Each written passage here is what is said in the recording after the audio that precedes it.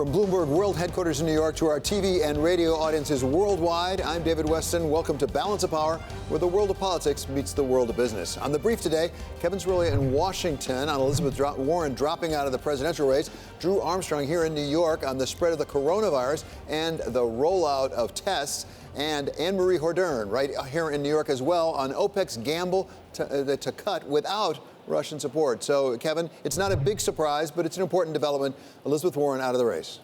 Important development, particularly where her supporters go, even before an endorsement that likely will be coming. Now, it's unclear who she will endorse. It is also unclear where her supporters will go. But with her out of the race, it now becomes a two-person race between Senator Bernie Sanders as well as former Vice President Joe Biden.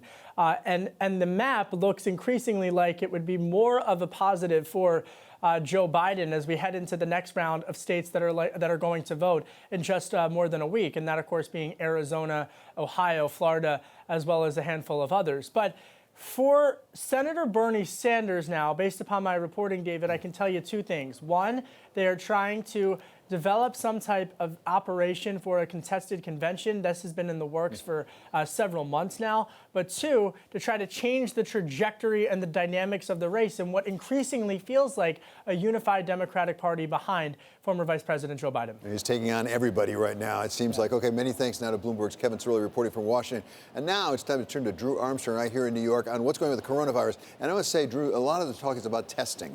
Are we prepared to testing? You've been talking about this for a while. We just had Alex Azar, the head of HHS, coming. Well, 75,000 maybe by the weekend. They're not going to get the million out they talked about.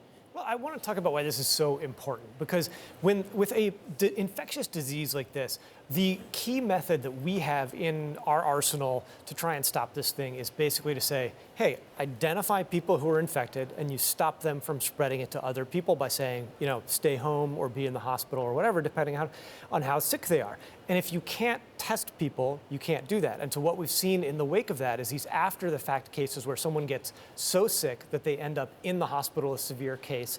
Then the public health workers have to go out and they find out, holy moly, while this person was walking around sick out in the community, they infected their family, they infected some of their coworkers or something like that. You're basically always behind. Without wide diagnostic testing, being able to surveil this stuff in the same way we do the flu and other diseases, you're perpetually, several steps behind the disease. So, Drew, you cover healthcare so carefully. What's between us and that wide diagnostic testing? Is it money? Is it the science? Is it manufacturing? What's the bottleneck? I think all of those things are probably the answer. I mean, we have seen some loosening of the ability to do some of this testing.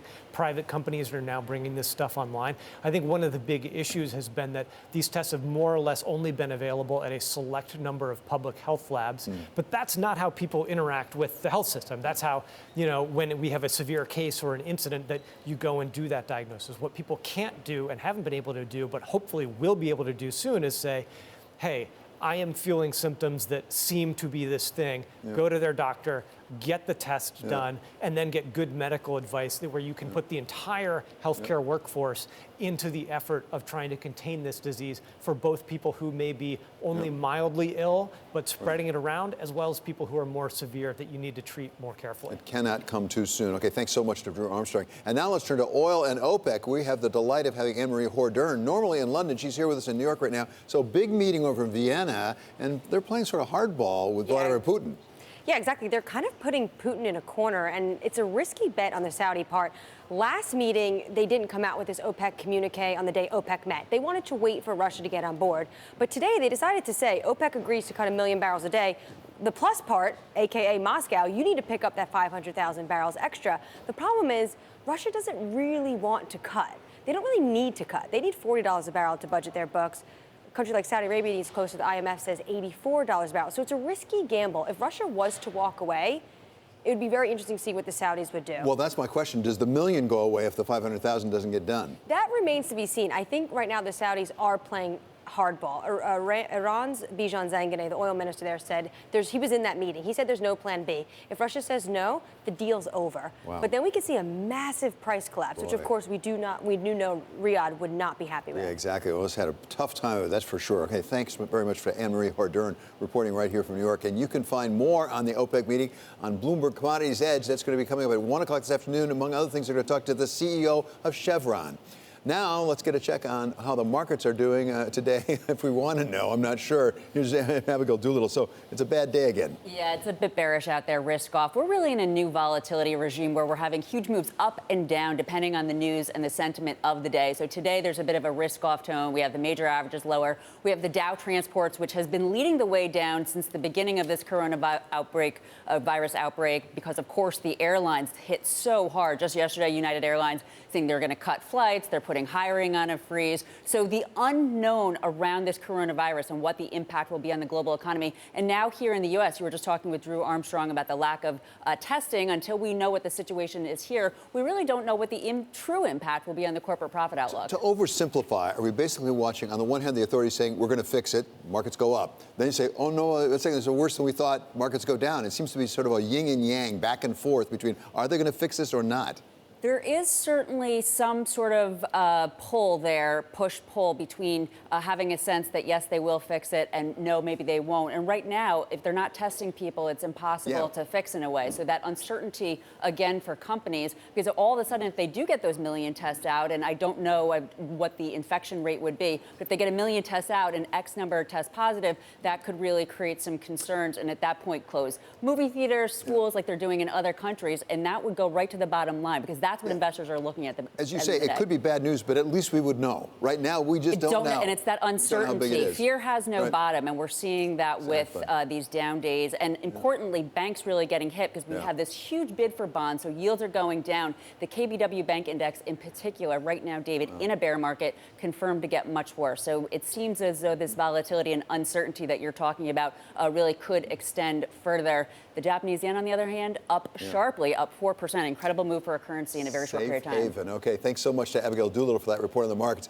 And now we're going to turn to Mark Crumpton because he is here with Bloomberg First Word News. David, Massachusetts Senator Elizabeth Warren is dropping out of the Democratic presidential race. Bloomberg has learned that Warren told her staff this morning and plans to make a public announcement later today. Senator Warren's path to the nomination has been narrowing since the first round of voting in Iowa, where she placed third. In subsequent contests in New Hampshire and Nevada, she dropped down to fourth. In South Carolina, Warren came in a distant fifth, and on Super Tuesday, she failed to win any states. 11 people in the United States have now died of coronavirus, and federal authorities are investigating a Seattle area nursing home at the center of a virus outbreak. At least 6 of those who died lived at Life Care Center in Kirkland. Federal officials are sending inspectors to the site along with experts from the Centers for Disease Control and Prevention to figure out what happened and determine whether the facility followed guidelines of preventing the spread of infections. Turkey is sending special forces to protect its land border with Greece. Ankara wants to prevent Greek officials from pushing back migrants trying to cross into Europe. There have been frequent clashes with Greek police firing tear gas, stun grenades, and water cannon to repel thousands of people trying to breach the border. The European Union and its former member Britain are far apart in trade talks after the first round of negotiations. EU chief negotiator Michel Barnier says the 4 main sticking points relate to the so-called level playing field, judicial cooperation, governance, and fisheries. The teams are expected to meet every 2 to 3 weeks, alternating between Brussels and London. Global news 24 hours a day, on air and on Quick Take by Bloomberg, powered by more than 2,700 journalists and analysts in over 120 countries. I'm Mark Crumpton. This is Bloomberg. David? Thanks very much, Mark. Coming up, another one bids farewell, and it's now a 2-man race, and yes, they are both men, between Bernie Sanders and Joe Biden to take on President Trump in November. We'll discuss the pathways for each. That's coming up, Balance of Power on Bloomberg Television and on radio.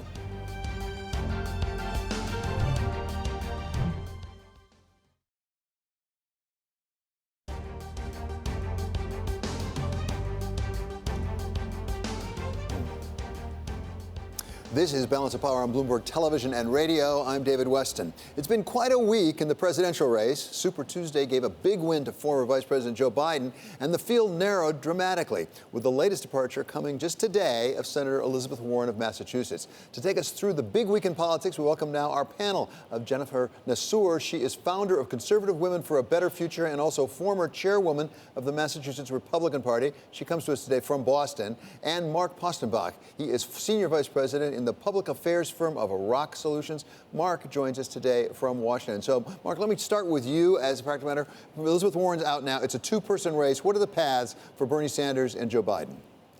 Well, I think, first of all, what's important to understand, as you alluded to earlier, is that Joe Biden's wins on Super Tuesday were enormous. We've not seen anything like that in a number of years. You saw double-digit wins across the board. You saw increased turnout.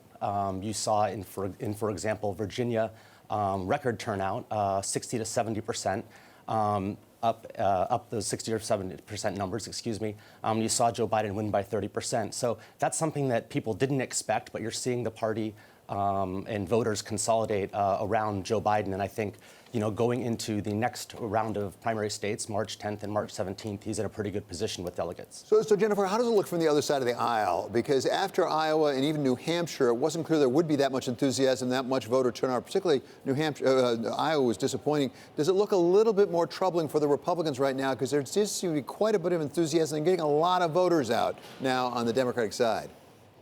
Well, I mean, I think that the Democrats are doing a great job of being able to excite voters. But here's the issue on the Republican side is that there is no primary. So there's no reason for the voters to come out and turn out on that side. In Massachusetts, 56% of our electorate are actually unenrolled voters. So that means that on primary day, they get to choose to vote in the Republican or the Democratic primary. And so many people I know ended up voting in the Democratic primary because they felt the stakes were so high. I don't think that that necessarily translates to Election Day. Mark, as we look now at this two-person race, really, between Joe Biden and Bernie Sanders, has Bernie Sanders just demonstrated any ability to bring out more voters that wouldn't be voting otherwise? I mean, he really likes to appeal to the young base, no question about it, but it's not clear he's getting more young people voting this time than, for example, 4 years ago. Yeah, I think that's one of the things, it's an important thing to think about is, Senator Sanders has talked a lot about getting out the vote, as you said, about increasing the number of young people. But so far, we really haven't seen that. In states, as I said earlier, where you've seen an increase in turnout, it's largely gone to Joe Biden. And I think that, is happening across the board. You're also seeing Joe Biden be able to create a diverse coalition. You had him winning more than 60% of African-American voters. You're seeing a lot of support from suburban women who helped propel the blue wave in 2018 for Democrats. So I really think that, that's one of the things he's going to have to do moving forward, and Joe Biden's already shown that he can do that. Jennifer, I wonder what you think about the general lay of the land, because coronavirus, at least at the moment, and it looks like it will keep going at least for, 2-3 months at least, has really changed some of the political dynamic here. The voters may be looking for something a little bit different. President Trump was very strong in the economy, on tax cuts, on growing the economy. Now people are worried about their physical safety, and the economy itself may really waver a bit. Does that make it a more difficult path for Donald Trump come November? No, I don't actually think so, because in politics, 6 months is an eternity. And so what we can see from here, Corona is not going to last past the summer, right? I mean, just like the flu ends, this will end at some point. There'll be vaccines. The nicer weather will break this up. But as long as the economy stays strong, the president remains in a very good position. Yeah, I wonder if you agree with that, Mark, because I did talk with Larry Summers, actually, just a couple of days ago, and he said, actually, if you look at the numbers, what happens in the second quarter, and particularly people's disposable income, really influences their voting decisions come November. There's a bit of a lag. I think one of the things to really think about, too, is the message that, the vice president is employing in the primary here. He's talking about growing in the economy, certainly, but also making sure that it's helping those in the middle class, that you're seeing wages increase, that, looking also at some of the actions that he and President Obama took in order to steer the economy in the right direction following the economic crisis. I think that's going to continue to be an issue, and I think that, putting forth plans, as the vice president has, and other candidates have as well on the Democratic side, is going to be particularly important. Jennifer, I wonder how you think health care and the issues of health care coverage will play come November. And is the Supreme Court making it a bit more complicated? They've actually taken the case now where the administration is arguing against Obamacare, and they're not going to decide it before the election, but the arguments will happen, it looks like, in October. Does that make it a little more tricky from a political point of view? I don't think so. I think that at the end of the day, Americans are smart enough to know if they can put a roof over their family's head, they can put food on the table, and they have a job that they can go to every day, that is the most important election factor. And I don't think that anyone is looking at anything else. You see that Bernie Sanders and Elizabeth Warren primarily made such a big deal over health care. And where is Elizabeth Warren today? She's no longer in this race. Bernie Sanders is only appealing to young voters. And we know statistically, young voters have not come out to vote in elections, and that it's mostly older voters and it's suburban white women. And if you're not going to get them and you're not appealing to them, it doesn't, all these other issues won't even make a difference. Well, Mark, I wonder what your response is to that, because as Jennifer suggests, and we certainly hope that by the summer or so, maybe coronavirus will not be that big an issue. And we'll go back to the question, am I better off? Do I have a job? Do I make more money? Doesn't President Trump still have the upper hand on that if you look at the numbers overall for the country? Yeah, I think that's an important question. I do think, as I said before, the key will be understanding how to articulate that message, how to put forth policies that are going to continue economic growth.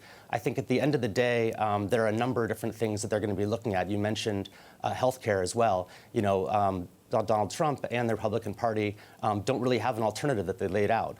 They want to go after the Affordable Care Act, but they're not offering an alternative in terms of policy, but they're also not articulating very well why health care is so important, why it's a big issue, and they have not really addressed that. And until they do, I think that's going to be a particularly big liability. So, Jennifer, I wonder, from your point of view, if I can ask you to speak for the Republicans for a moment, if you had your druthers, if you had your choice, come November, what issue would you like this election decided on? Well, I think at the end of the day, this is going to be between Joe Biden and Donald Trump. And so the issue is going to be, who do you trust more with what is going on in your home? What's going on with your family? What job do you have? Who do you feel secure with when it comes to the economy? Because if the economy collapses and everything else goes with it, and so people then feel unstable. And so at the end of the day, I think the economy is the #1 issue. Okay, many thanks to Jennifer Nassour. She's founder of Conservative Women for a Better Future, and Mark Posterbach with Rock Solutions. Great to have you both with us. Coming up, the coronavirus grips the global economy. We speak with Huawei Chief Security Officer Andy Purdy about the effects on Huawei's supply chain. This is Balance of Power on Bloomberg Television and on radio.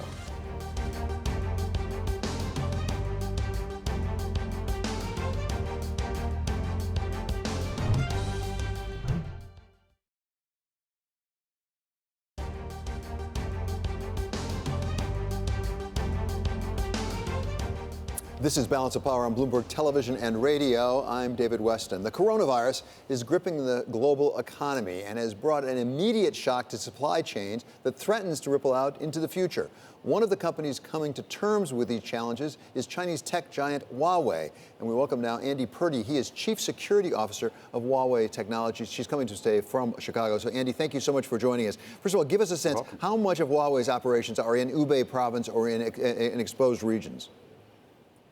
Well, I'm not sure exactly how many people we have working there. In the short term, we're able to sustain what we need from our supply chain and our manufacturing facilities. As time goes on, there could well be a greater impact on our ability to sustain production. How much has come back from what initially happened, as far as you can tell? Do you have a sense of roughly the percentage of capacity you're operating at now in China? Well, we're at a pretty high capacity. We have not come up shared internally a number of what percentage of full capacity we're at, but we're able to function at a pretty high level of operation, and so for the immediate future, things still look bright for us. Our primary concern is making sure that our employees are safe. Well, what about that? Do you have employees who have been exposed to the coronavirus? As far as you know, do you have cases that you have to deal with? I don't know whether we've had any cases. The last official report I saw, we did not have any cases, but we're taking very extreme measures internally. We've identified key employees that can work from home. We've done special measures in terms of multiple testing each time people enter a building, cleaning public spaces every 45 minutes to an hour, closing the major cafeterias, making them takeout only, extending the shuttle buses so that people don't have to ride public transportation as much. So we're taking the kinds of precautions, and I think our employees are well aware of what they need to do to protect themselves. The Chinese government has done quite a bit to try to really contain this as best it can. That has curtailed travel, has curtailed a lot of activities within China. And that's understandable why they would do that, because the priority, as you say, is the safety of the people in the country. But has that interfered with your ability to get your business done in China as a practical matter? Is it difficult to move people and goods around the country? No, so far it really has not impacted our ability, either the supply chain sources or ability to transport the goods. We have many more people working at home, though, and we've discouraged travel, both within countries and internationally, that only essential travel is supposed to be conducted at this time. And that's on the supply level. What about the demand level? Is it curtailing people purchasing things that Huawei is manufacturing?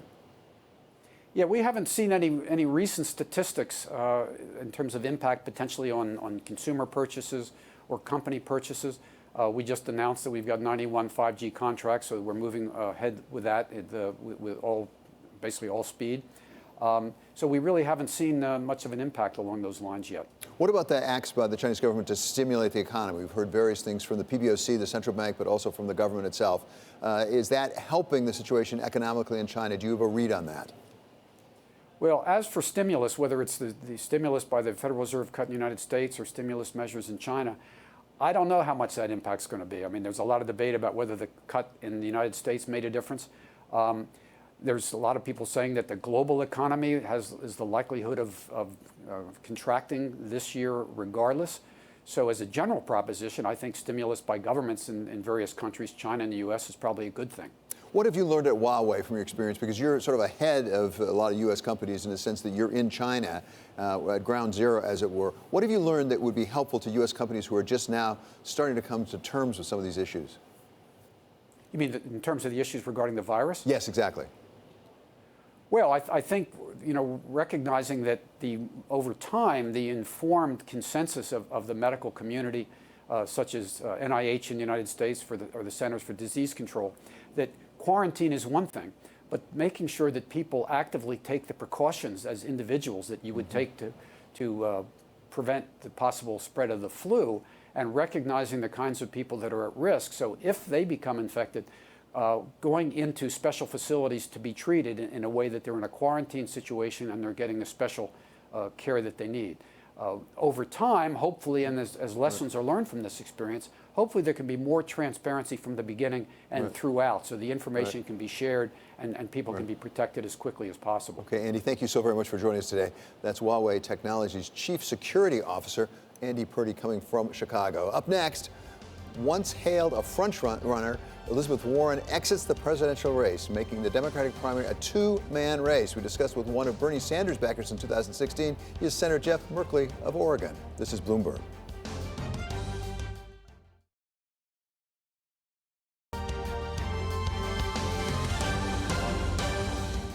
From New York, this is Balance of Power on Bloomberg Television and Radio. I'm David Weston. For Bloomberg First Word News, we go now to Mark Crumpton. David, as we've been reporting, Senator Elizabeth Warren has dropped out of the 2020 Democratic presidential race after seeing virtually no path to the nomination. Warren didn't win any states on Super Tuesday, not even her home state of Massachusetts. She has not yet addressed the question of which remaining candidate she will endorse. Bloomberg has learned that Warren told her staff this morning and plans to make a public announcement later today. It's a big job for just 7 people, but in the Dubai desert, 7 World Health Organization workers are racing to sort, package, and send out hundreds of shipments of medical supplies to countries around the world battling the coronavirus. Demand for protective medical supplies like masks, gloves, and gowns is skyrocketing as the virus spreads around the world. Cases have been reported in about 80 countries. President Trump says he'll deny federal funding to so-called sanctuary cities. On Twitter, the president cited last month's court ruling, which said his administration could block law enforcement funds to states and cities that don't cooperate with federal immigration authorities. The president said they should change their status to non-sanctuary. He added, quote, "do not protect criminals," end quote. Federal prosecutors have charged the former head of the United Auto Workers with embezzling more than $1 million. The government says Gary Jones conspired with fellow union leaders to steal from UAW assets over a 9-year period that began in 2010. Prosecutors say they used the money for luxury vacations as well as high-end liquor and cigars. Jones resigned last year after being implicated in the corruption scandal. Federal agents raided his home in August. Global news 24 hours a day, on air and on Quick Take by Bloomberg, powered by more than 2,700 journalists and analysts in over 120 countries. I'm Mark Crumpton. This is Bloomberg. David? Thanks so much, Mark. We have some breaking news right now on the coronavirus. The Telegraph now is reporting that there's been the first deaths from the coronavirus in the United Kingdom. We'll keep you apprised of that as it develops. And now let's come back from the United Kingdom to the United States and what's going on here with the coronavirus. Congress is stepping in to combat the disease. The Senate is scheduled to vote later today on a $7.8 billion bipartisan emergency spending bill to fund the response to the disease. Legislation that has passed the House already yesterday in an overwhelming vote of 415 to 2. For more, we welcome now a member of the Senate Appropriations Committee. He is Democratic Senator Jeff Merkley of Oregon, and he comes to us from Capitol Hill. So, Senator, thank you so much for taking time to join us today. First of all, I know you followed this quite a bit. You've backed emergency funding in various ways for the FDA and others. Give us a sense of what's in this bill. What does the $7.8 billion go for? Absolutely. With the FDA subcommittee focused on the ways to oil the gears of the FDA so that it can act quickly and promptly into all aspects. That includes drug importation or ingredient importation. It includes looking at continuous production of key ingredients in the United States so we're not vulnerable to supplies from outside the United States. It looks at the ways to facilitate it and move faster the role of equipment and protective equipment and masks, and to make sure that we're prepared to really facilitate all the steps necessary for development of a virus. So, Senator, focus on one thing, if you can, with us, and that is the testing, and particularly the test kits, because we've heard conflicting reports about when we're going to be testing, how many people we're going to be testing. We were told maybe it'll be 1 million. Now we heard the Secretary of HHS come out today. Maybe 75,000 will go in the mail on Friday. What is the problem with the testing? Should we be doing more of it? Is it because we don't have the money? Will this bill help us get the testing done? Well, the bill will absolutely provide a lot of support for testing across the nation. And the challenge that we've had with the numbers is the lack of specificity. So, for example, it was the vice president coming before the Democratic caucus and saying there'll be a million tests in the mail. Well, no, not quite is the answer. And by the way, you need a couple tests for each person because a second test is done to confirm the first. And it means that they'll be mailed out to clinics across the country. When will they arrive? And how many will be at one particular clinic or hospital? And therefore, you have a supply that's not used immediately. So this was emphasized with the secretary and with the vice president. Don't overstate the response. If it means that we'll be able to conduct, if you will, 100,000 tests on Friday of this week, then put it that way so people have a more realistic understanding of how we're responding. So are you confident we are on a path right now to get to the point where we can test enough people just to know what the size of the problem is? Because the testing goes to, we don't really know what the size of the problem is in the United States right now. It might be relatively modest. It might be much bigger than we think it is. Are we on a path to get there? And if so, do you have any sense of the time horizon for that path?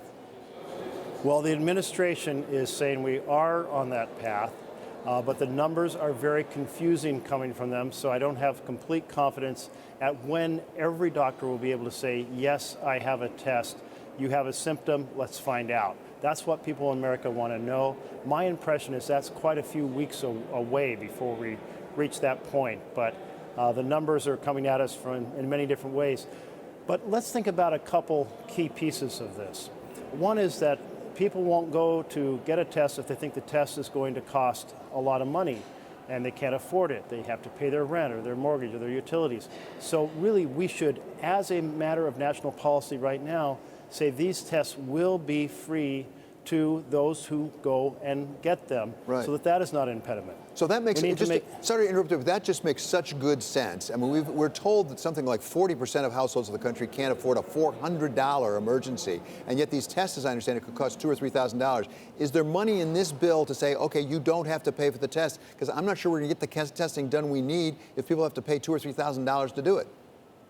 That's right. Well, that section of the bill I do not know. It's not a piece that I worked on. My impression is it does not say these tests will be free, but it should say that. And I think we're going to have a follow-up on this. We were pressing the Secretary of HHS this morning to have the policy that these tests will be free, they will be covered, and if we need more money, then let's go back and get more money to cover them. Let's also make sure that those who are afraid that ICE is going to hang out at the health centers, that they are assured that ICE is not going to target people there.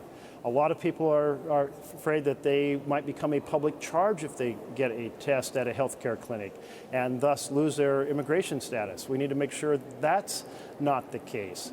And we need to make it absolutely clear we're way past the point at which this is an issue of quarantining those who are sick. This disease has been moving quietly through our population for many weeks. We have many people showing up who have no traceable source, and that means we have to treat it and understand it more like the flu than like, if you will, some disease that we could capture at the point of entry. So, Senator, are you confident that we have the protocols in place to deal with this as it pops up? And we had an instance just here in Westchester County where somebody went in with a problem with their lungs, and they were treated for some time and were exposed to healthcare workers before they figured out it was coronavirus, and now all those healthcare workers are exposed. Do we have uniform protocols across the country to protect our healthcare workers so we make sure we can fight this disease? We are not there yet. So we had 5 states that had their first case, I believe, yesterday. It's spreading fast. Different healthcare units are developing their strategy for how they're going to treat it when somebody comes in with symptoms. Realize the symptoms are very common symptoms for a host of disease, and so you're going to have a lot of people that will be, well, from the medical point of view, possibly infected by coronavirus, but will turn out to be negative. But you have to treat it from the beginning as if they're infected. So those protocols is not fully developed. There's still shortages in supplies of protective clothing, so on and so forth. So no, we're gearing up, but we're not there.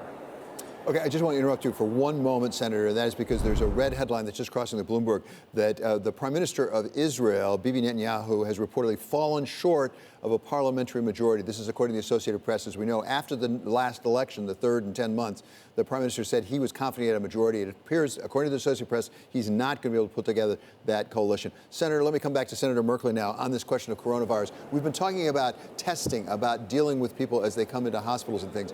What about the longer-term issues of treatment, which is one thing, and vaccine, two very different things? Because you are involved with the FDA, you have some sense of that. Do you have any sense of time horizon? We heard from Scott Gottlieb, the former head of FDA, that maybe the fall, September, October for treatment, and then much longer for vaccine. Do you have a sense of that, Senator?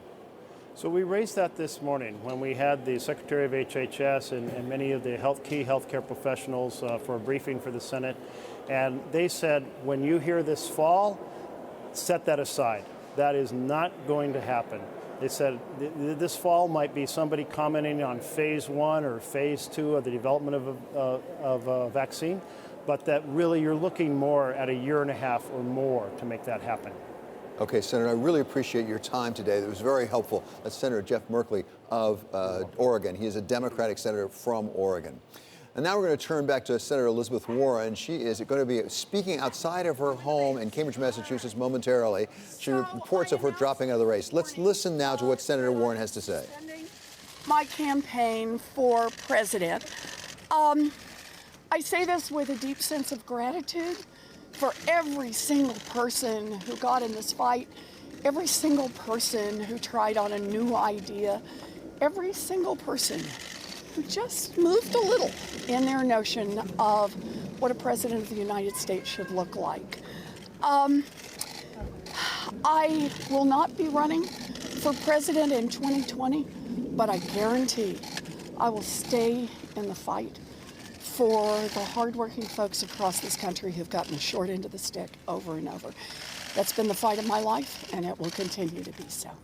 So, Anyone have a question? What guidance would you give to your supporters who don't know who to support now? Well, let's take a deep breath and spend a little time on that. We don't have to decide that this minute. And I wonder what your message would be to the women and girls who feel like we're left with two white men to decide between. I know. One of the hardest parts of this is all those baby promises and all those little girls who are going to have to wait 4 more years. That's going to be hard. Senator, what do you think, Senator? Will you be making an endorsement today? We know that you spoke with both Joe Biden and Bernie Sanders yesterday. Not today. Not today. I need some space around this, and want to take a little time to think a little more. We have been listening to Senator Elizabeth Warren of Massachusetts speaking outside of her home in Cambridge, Massachusetts, as she started out by saying she is suspending her campaign for president. And she said it was a very difficult decision for her to make, in part because she's very conscious of the fact that she was the last woman left in the race. And she was asked that question. She said that was one of the hardest things. She also said she's not prepared right now to make an endorsement, doesn't expect to make one today. The reports evidently that she's been speaking with Joe Biden as well as Bernie Sanders, but she's not ready to endorse anyone. But that's Senator Elizabeth Warren now officially suspending her race, surrounded by her husband and her dog, who was on the campaign trail with her. Coming up, as the nation and the world tries to come to terms with the coronavirus, we're going to talk with an expert on bioethics and the legal issues surrounding the fight against an epidemic. Nicholas Diamond of the Georgetown Law School will be joining us. This is Balance of Power on Bloomberg Television and on radio.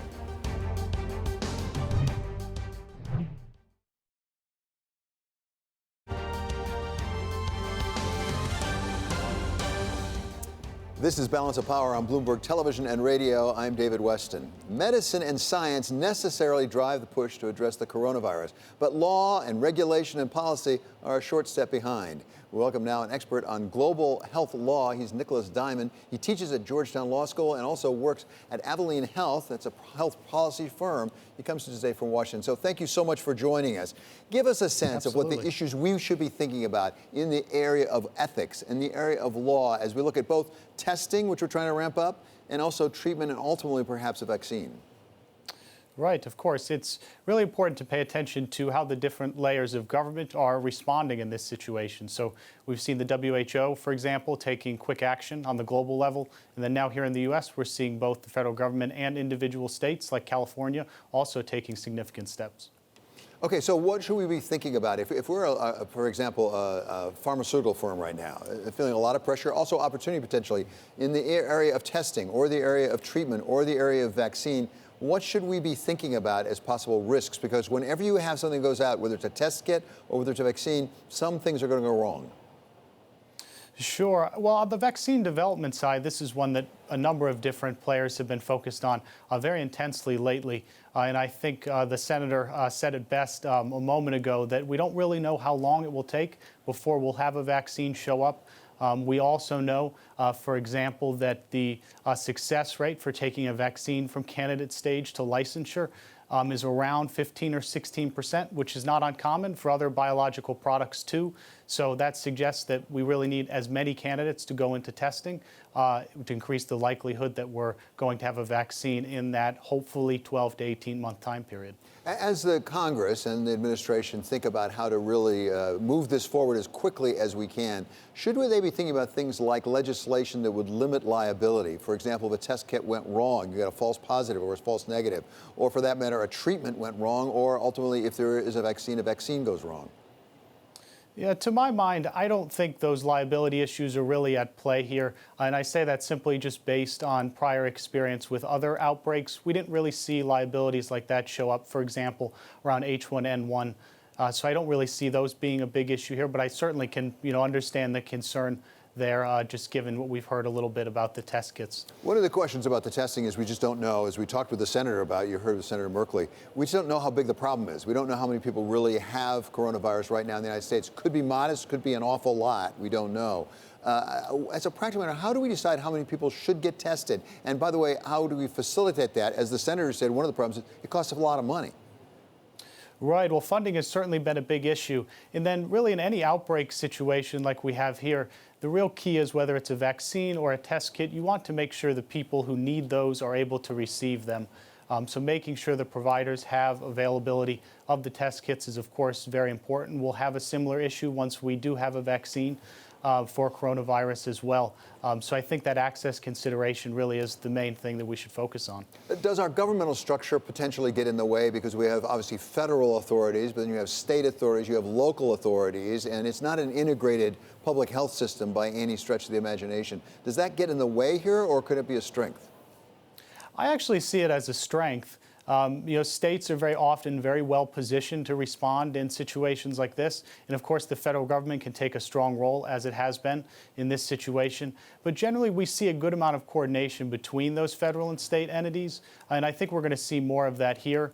And those state and local entities also have significant emergency authorities that we're seeing California exercise that can be really, really important for quick response in situations like this. Are there things not being done right now, from your point of view, that you think we should be focused on? I mean, we do have this legislation that's pending. The Senate's supposed to vote on it later this afternoon.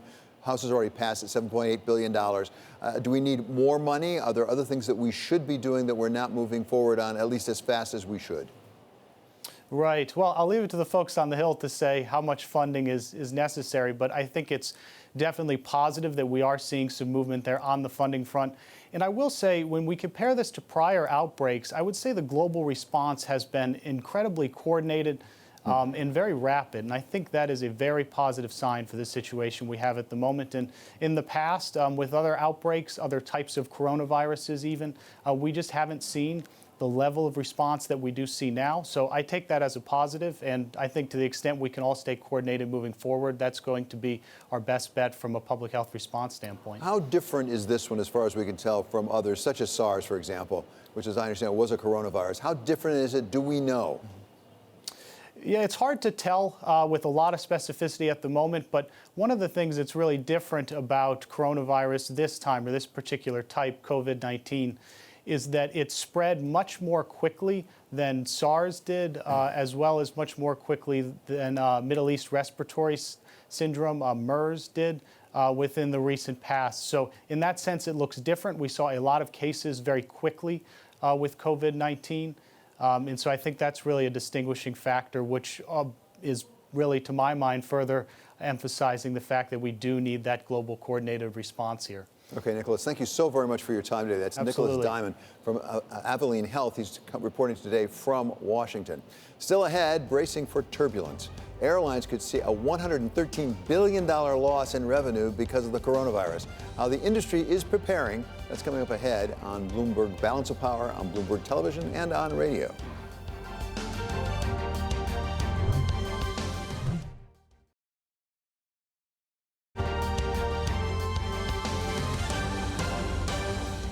This is Balance of Power on Bloomberg Television and Radio. I'm David Weston.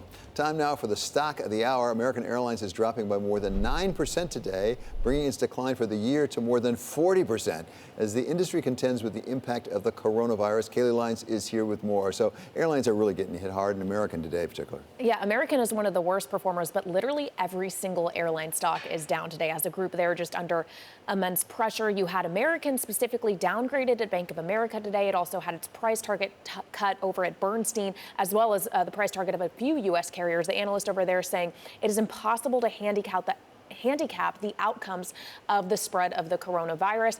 Plus, just in the past 24 hours, you had United and JetBlue trimming their flights because of the reduced demand. You had Southwest cutting its revenue outlook, again, because of that reduced demand. Plus, you had the International Air Transport Association saying that the airlines could face a $113 billion hit in revenue from passengers that are declining. That would be a 19% drop from 2019. We haven't seen anything like that since the financial crisis. Actually, passenger demand could fall this year for the first time since 2009. So that is the picture that these airlines are facing. It's not pretty. And by the way, it's also the suppliers to the airlines. We had Larry Culp from GE on yesterday. They just took their numbers down for profitability and free cash flow in the first quarter because of their services of airplanes and their spare parts, because they're not going to need as many because they're not flying airplanes as much. Yeah, there are so many trickle-down effects from this. And of course, when you think about travel, people not traveling, that affects things like credit card stocks. You're getting fewer cross-border transactions. I mean, you could go on and on and on. And it's not just airlines as well. The entire travel complex is down today. The likes of cruise lines with that Carnival Princess cruise ship quarantined off the coast of California. You're seeing travel stocks like Expedia booking lower. It's really a broad-based travel sell-off because the fact of the matter is consumers are not eager to travel right now with the coronavirus spreading as it is. It's that demand shock we more or less were expecting. We thought it would hit travel maybe first. It doesn't mean that it's going to be limited to travel. How about the markets more generally? They're having a rough day today. They are right now, the S&P 500 down by about 3%. I would say that move is shocking, but it really isn't, considering we have fluctuated dramatically in every single day this week. And this is actually the 7th time in the past 9 sessions the S&P has moved to the upper downside by more than 2%. So right now, obviously, the bear is more in control, but this is really a market that is struggling for direction here, trying to gauge just how hard the coronavirus is going to hit the corporate profit outlook, what central banks can do about it, what they are going to do about it. I mean, there's a lot going on here. Where you're seeing more decisive action is really in the Treasury market. The U.S. 10-year yield breached 90 basis points just a few moments ago. Right now, we're back at about 91 basis points, but still down 14 basis points just on the day, down more than a full percentage point so far in 2020. It is only March 5th. This is a really dramatic move. No, it's really quite extraordinary. And as you suggest, Kayleigh, it's hard to know whether it's because we know it's going to be bad, as we found out from Southwest, for example, today, they said it, or because we just don't know how bad it's going to be. I think it's both and. Yeah, exactly. You are more and more companies are rolling out these warnings saying we are going to get hit hard, but a lot of them are limiting it to the first, maybe second quarter. That's what GE did. They said we're talking about first quarter, we can't talk second. Very few are saying this is what we see for the full year because it is this large unknown at this point. Fascinating. Thank you so much to Kayleigh Lyons for that rather grim report on the markets, actually. Coming up, Balance of Power continues on Bloomberg Radio. In our second hour, we're going to talk to Bloomberg's Sean Donnan, ahead of the jobs report. This is about his close-up interview with Larry Kudlow, National Economic Council Director. By the way, that is on the cover of Bloomberg Businessweek. This is Bloomberg.